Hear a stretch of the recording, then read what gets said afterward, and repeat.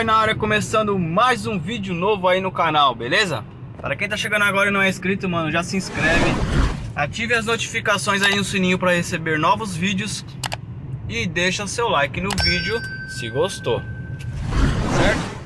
Então galera, eu tô levando o carro lá no Johnny, vou trocar as buchas agora. No vídeo anterior aí eu soltei o orçamento. Vou colocar as buchas da marca Axios. Então vou fazer a troca aqui, tô chegando já. Fica até o final do vídeo para vocês verem aí que eu vou mostrar a situação que no qual se encontra as buchas da Sportage, que tá estourada. Vou gravar um pedacinho do vídeo lá, do vídeo da peça. E é nóis, tamo junto. Então galera, acabei de pegar o carro aqui no Johnny's. Troquei uma bucha só, troquei a da esquerda aqui e ficou zero, parou o barulho, galera. Parou o barulho. Eu vou colocar uma foto aqui da situação da bucha, de como estava, beleza? Tá aí do lado aí, ó. E o que que acontece? A bucha ela já estava bem gasta, estava ressecada.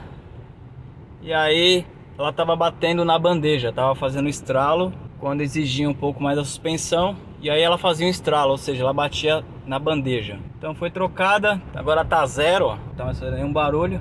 Já fiz uns testes aqui, passei umas ruas aqui de paralelepípedo e tá zero, beleza galera? Então a maioria dos problemas com suspensão é bucha, na Sportage, né? É bucha, porque a bucha ela tem um desgaste prematuro, inclusive é um ponto negativo nesse carro, beleza galera? Pelo peso dele, enfim. Tamo junto galera, até o próximo vídeo, fui!